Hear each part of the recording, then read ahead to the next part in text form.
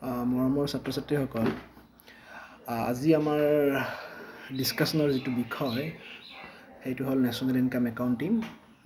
জাতীয় আয় নিৰ্ধাৰণ প্ৰক্ৰিয়া। এইটোৰ ওপৰত আমি আজি বহলভাৱে আমি ডিছকাছ কৰিম। কিন্তু তাৰে আগে আগে আমি এটা আৰম্ভণি হিচাপে এটা কথা ক'ব খুজিছোঁ। ইতিমধ্যে আমি সমষ্টিবাদী অৰ্থবিজ্ঞানৰ বিষয়ে আমি পঢ়ি আহিছোঁ। সমষ্টিবাদী অৰ্থবিজ্ঞানৰ ব্যষ্টিবাদী অৰ্থনৈতিক বিজ্ঞানৰ লগত কি পাৰ্থক্য আছে, কি প্ৰভেদ দেখা পোৱা যায়, তাৰে ওপৰত সমষ্টিবাদী অৰ্থবিজ্ঞানৰ পৰিসৰ কি, মানে স্ক'প অফ মেক্ৰ' ইকনমিক্স, সমষ্টিবাদী অৰ্থবিজ্ঞানে কি কি বিষয় সামৰি লয়, বা সমষ্টিবাদী অৰ্থবিজ্ঞানৰ যিবিলাক বিষয় সামৰি লয় তাৰে ভিতৰত যেনে ধৰি লোৱা মুদ্ৰা আৰু ইয়াৰ কাৰ্যাৱলী বা বেংক ব্যৱস্থা, আয় নিৰ্ধাৰণ প্ৰক্ৰিয়া, এইবোৰৰ বিষয়ে অলৰেডি আমি কিছু আভাস পাই আহিছোঁ। এতিয়া কথা হ'ল, এই যিমানবোৰ সমষ্টিবাদী অৰ্থবিজ্ঞানৰ টপিক আছে বা পৰিসৰত যিমানবোৰ বিষয় সামৰি লোৱা হয়, এই প্ৰত্যেকবোৰ বিষয়ৰ ভিতৰত আটাইতকৈ ইম্পৰ্টেণ্ট বিষয়ৰ ভিতৰত আমি বিষয় বুলি ক'লেও আমাৰ ভুল নহ'ব, যিটো আমাৰ নেশ্যনেল ইনকাম বা জাতীয় আয়টোৰ বিষয়। কাৰণ যিকোনো এখন অৰ্থনীতি ভালদৰে পৰিপক্কভাৱে যদি চলি থাকিব লগা হয়, তেতিয়াহ'লে আমাৰ আয়ৰ কথাটো আমাৰ মুখ্য বিষয় হিচাপে আহি পৰে। কাৰণ বৰ্তমান এই ডাইনামিক গ্ল'বেলাইজ ছ'চাইটিত আয় অবিহনে কোনো এটা বিষয় বা কোনো এটা অৰ্থনৈতিক কাম কাজ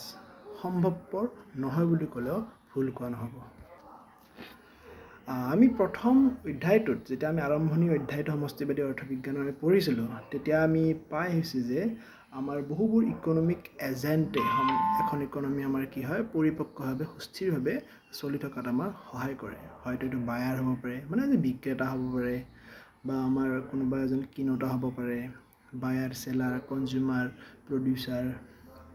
যিকোনো আমাৰ যিবিলাক আমাৰ অৰ্থনীতিখনত মানে পাৰ্টিচিপেট কৰে, এইবিলাকক ইকনমিক এজেণ্ট বুলি কোৱা হয়।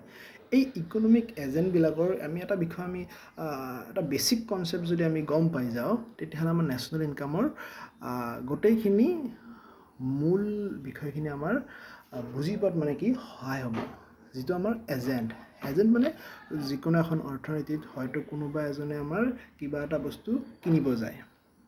কিন্তু অইন এজনে সেইটো বস্তু কি আমাৰ বিক্ৰী কৰে। মানে এজনৰ ইনকামটো কিনোতাজনৰ ইনকামখিনি কি হ'ল, বিক্ৰেতাজনৰ হাতত গুচি যায়, বা বিক্ৰেতাজনে সেইখিনি ইনকাম লৈ কিনে আৰু কি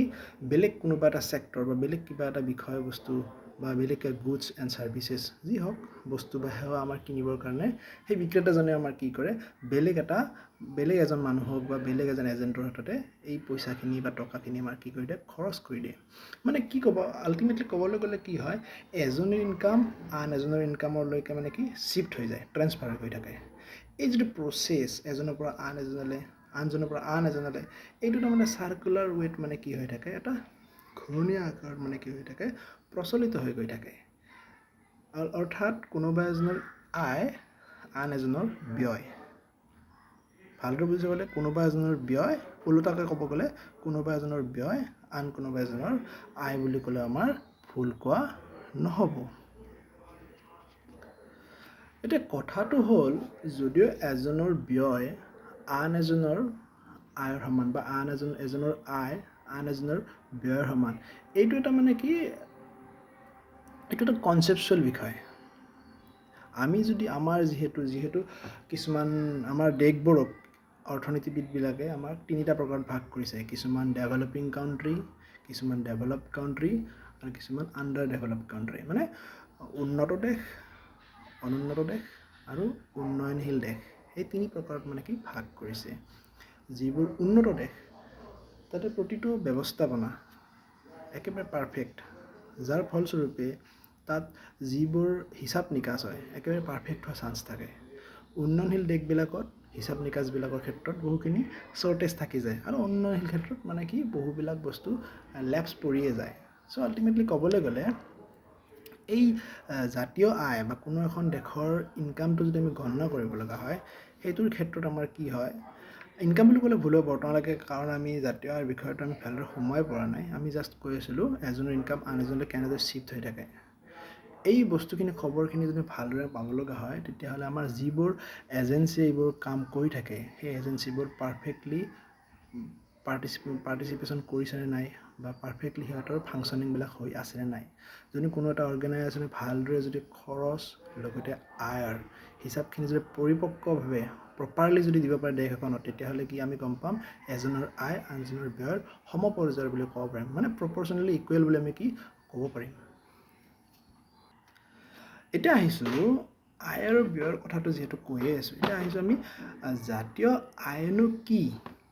সেইটো এটা মূল বিষয়। কাৰণ আমাৰ তোমালোকে শ্লাইডত দেখিয়ে আছা এই প্ৰেজেণ্টেশ্যনৰ নেশ্যনেল ইনকাম একাউণ্টিং, আমাৰ জাতীয় আয় নিৰ্ধাৰণ। এই জাতীয় নিৰ্ধাৰণটো বাৰু বহুত পিছৰ কথা, নেশ্যনেল ইনকাম বা জাতীয় আয় কি সেইটো বিষয়ে জনাটো আমি ভিতৰ সোমোৱাৰ আগে আমি কি গোটেই বিষয়ে নেশ্যনেল ইনকাম কি এইটো জনাটো আমি খুব প্ৰয়োজন। এতিয়া কথাটো হ'ল জাতীয় আয় বুলি ক'লে বেলেগ বিশেষ একো নহয়। জাতীয় আয় হ'ল কোনো এটা জাতিৰ আয় বা কোনো এটা জাতিৰ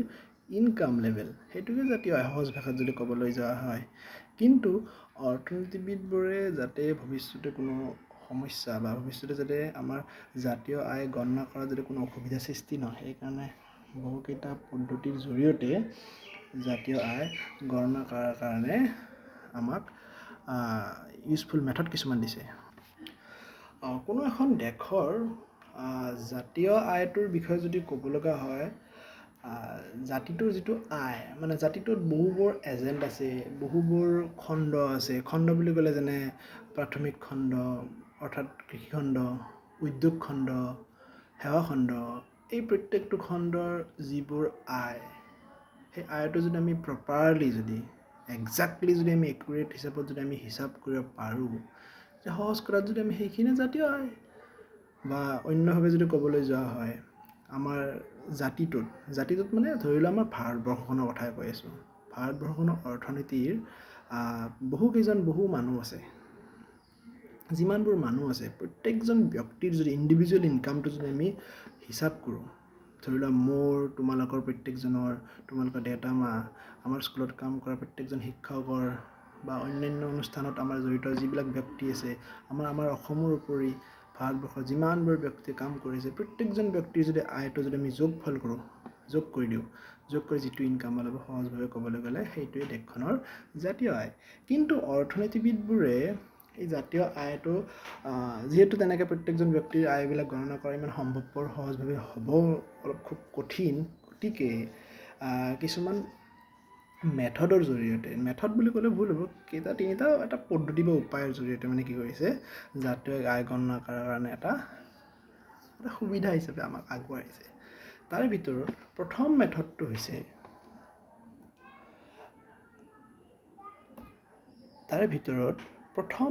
হৈছে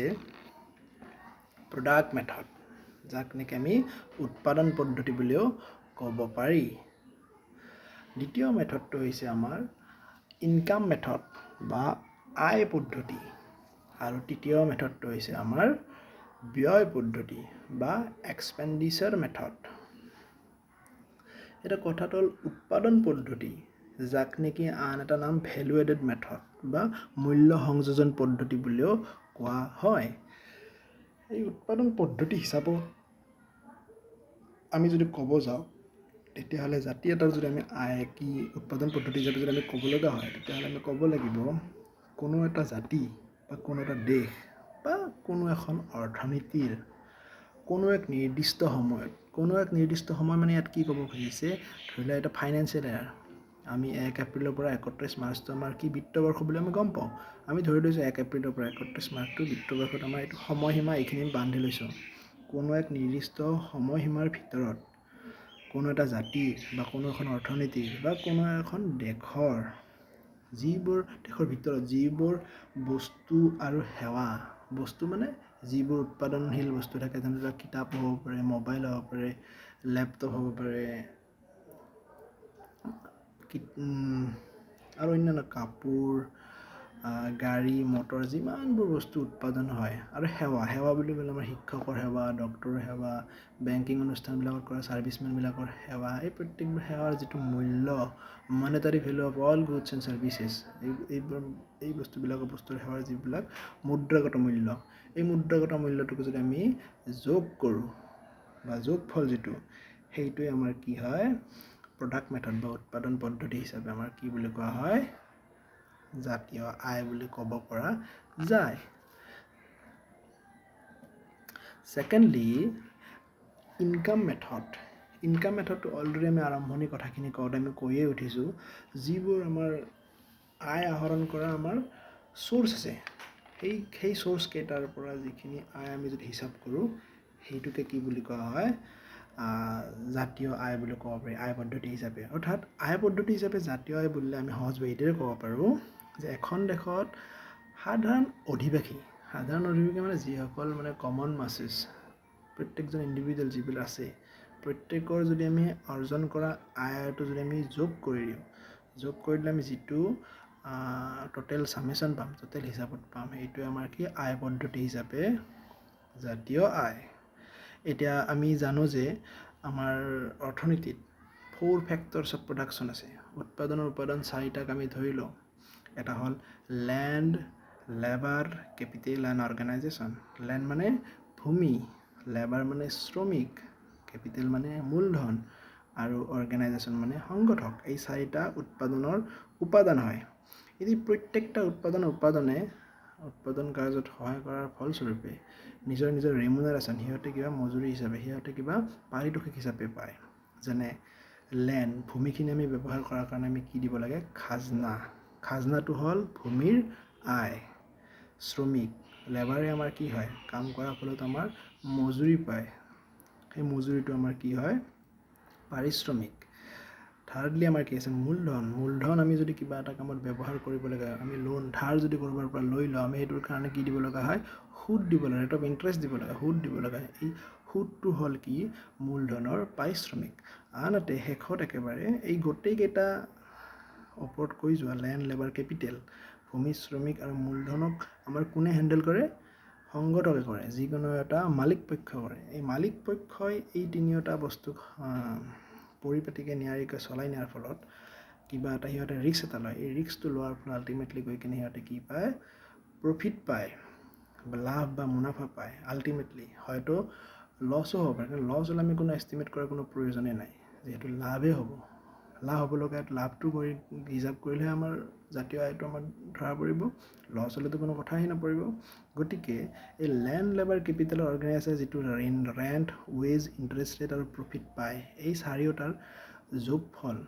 অৰ্থাৎ উৎপাদনসমূহৰ যিটো পাৰিশ্ৰমিক সেই পাৰিশ্ৰমিকটোৰ যিটো যোগফল সেই যোগফলটোক আমি কি ক'ব পাৰোঁ এখন দেশৰ বা কোনো এটা জাতিৰ বা কোনো এখন অৰ্থনীতিৰ আয় পদ্ধতি হিচাপে জাতীয় আয় বুলি আমি ক'ব পাৰোঁ এইটো এটা হিচাপ কৰা পদ্ধতি হিচাপে থাৰ্ডলি 3 নম্বৰত আমাৰ যিটো আছে পদ্ধতি সেইটো পদ্ধতি হ'ল এক্সপেণ্ডিচাৰ মেথড অৰ্থাৎ ব্যয় পদ্ধতি এতিয়া ব্যয় বুলি ক'লে আমি প্ৰথম আৰম্ভণিত আমি কৈ আহিছোঁ কোনো এখন দেশৰ এজন ব্যক্তিৰ আয় আন এজন ব্যক্তিৰ ব্যয় সমতুল্য মই আজি ব্যয় কৰি কিনে আলু 1 কিলো পিঁয়াজ 1 কিলো তেনেকৈ কিবাকৈ বস্তু কিনিছোঁ মোৰ যিখিনি ব্যয় কৰিলোঁ এই ব্যয়খিনি যিজন বিক্ৰেতাই মোৰ তাতে বস্তু কিনিবি যে সেই মানুহজনৰ আয় গতিকে আমি